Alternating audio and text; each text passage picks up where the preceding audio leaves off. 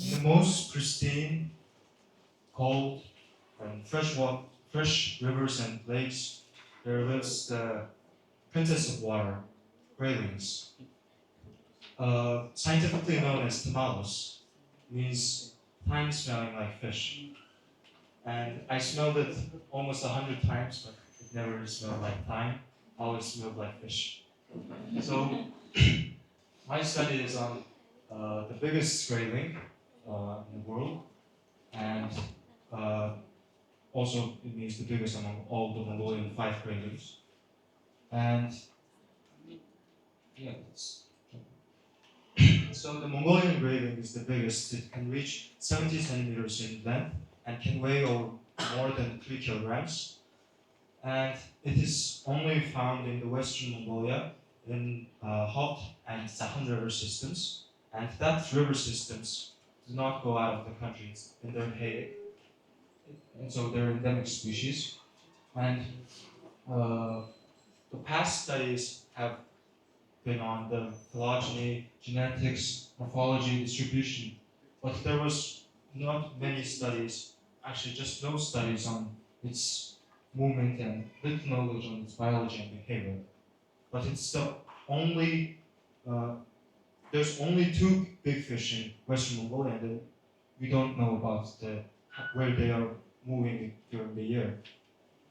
So our goal was to know where they are going through winter and where they are spending their summers. And so we wanted to see the seasonal migration in the face of like human impacts like hydropower and climate change. So our study area is Hot River system. It starts from the high Altai mountains. The high Altai mountain snow and waterfall makes the Hatun Lake, which is this too. It's a very clear lake, which is this one. This is a picture of Hatun Lake. And from Hatun and Horon Lake, the Hot River system starts at 516 kilometers of Hot River and ends in Haros and Harnor, which is also a very crucial spot for many birds and also fish. Because the floodplain here and the wetland here is well protected by the mosquitoes, and so it's a very good place for wildlife.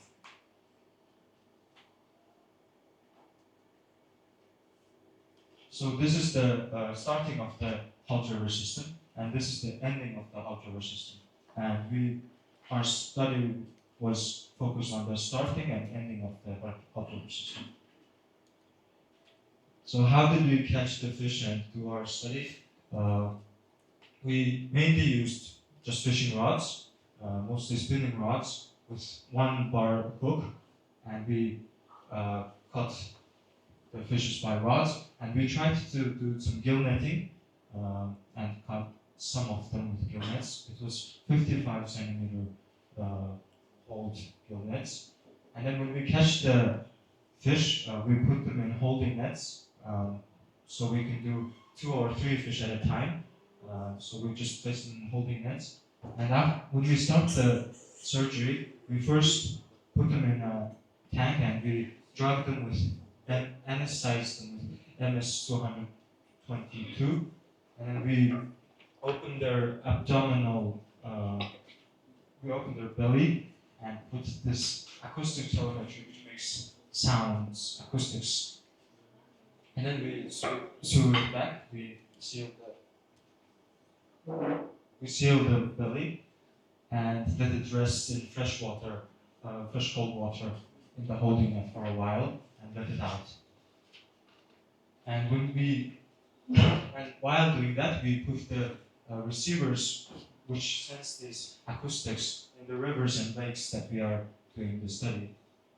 So we put 23 receivers in the starting and ending point, and we tagged 45 Mongolian graylings. And when the receivers do not send information to phone like directly, we have to come back the next year to get our data and log it to our computer. So this is the receiver, and we put it in this like box, and we put some rocks in it, and we just let it sink. And we have to get this out the next year, right? With hooks, and because we can't dive out. So here are the results. For the starting point in Hottenholland Lake, the most fish that were tagged just stayed in the area they were tagged initially, and these little bit, this white road stuff is showing the hot spots for the many fish that they were just staying around here, and these are actually the receivers, and this shows like how many fish were just being tagged, being signaled. And then there's these two, which is these two receivers, which are them. They had almost no signal. They received almost no signal, indicating that there was no movement out of the lake. But there were lots of movement here. And this is the ending point of the Hot River system. But in the ending point of the Hot River system, the fish was moving to Harosnor before winter, and then coming back to the Hot River, starting of April to May. And these reds are the receivers, and there was a dam also. And in Hard Lake, there was also one interesting thing. In Hard Lake, all the fish that were tagged were being signaled, and the interesting behavior that happened was during April, starting from April to June, most of the fish were, at least one time, they were going to the tributary areas, but they cannot go up exactly to the tributary areas because of the dam that was also blocking over there. So there are these three tributary areas, and color screenshot. So this study was the first study to see the movement of the Mongolian grayling, and using acoustic telemetry. And we found that there is this directional movement to in the ending of the Hot River, where the grayling was going to Haros Lake for wintering, and then coming back to Hot River in April, starting from April. And we also recorded the longest migration among all graylings, which was 107 kilometers. And in Hotton and Horon Lake and Hard Lake, the fish in Hotton and Lake, the fish can go out, but they don't. But in Hard Lake, they don't go out. But they are always going to the tributaries. But in Chonharach River, they can't go out because of the dam.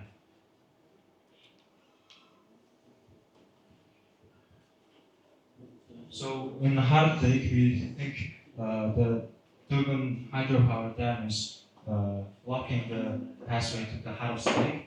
And for future studies, we think we need to do more study on the middle section in the Hot River. So because we did the study on the starting point and ending point, but we need to do the middle part also later, and we want to do where the juveniles are during the year, and we want to know about the habitat selection and like daily habitat selection, and we want to know about the food chain also.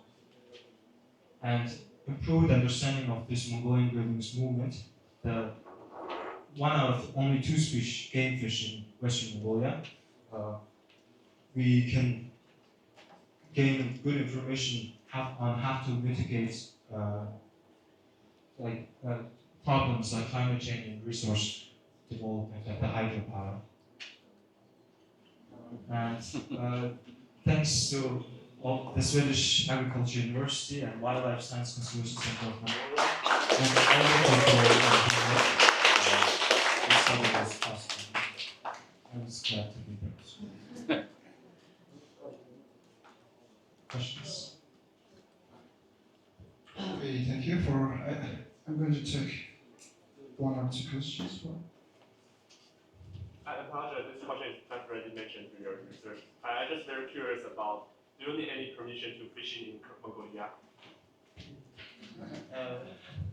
There is a permission to get using an application, or people must get it from the town, but most people just fish normally without permission.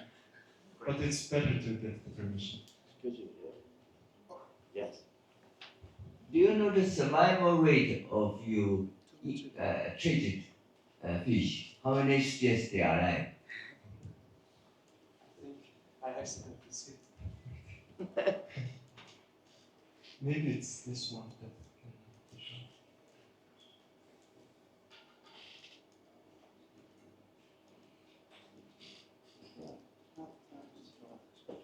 Yeah, this slide was supposed to do that. So Okay. the survival rate was in Houghton and Holland Lake. We don't know the survival rate of all the fish that were released. They survived for a while, but after they can't be detected by the receivers. We don't know if they're just surviving or just living in different areas. And in Houghton and Holland Lake, the graphic looks very gradual, but in ending point and Harris and Hot River, it's first good detection and then drops by winter because it's no more being detected, and then gradually going again, and then also drops again in the autumn.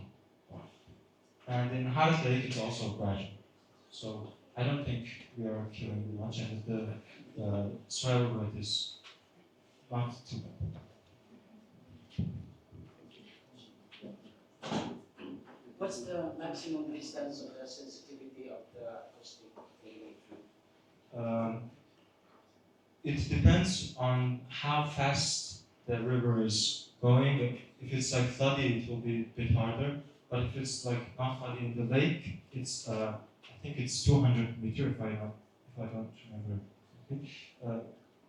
But it gets worse if it's floody or fast water. Because I'm thinking of a bay and looking at our sea mammals like the dugong, and I think this method could work. Although there are studies, different methods, but I think this could also work for the sea mammals because they tend to live in a bay, in the grazing areas. So we have idea like how far?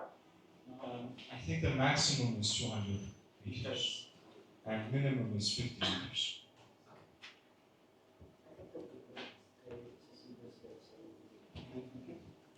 Thank you for your speech.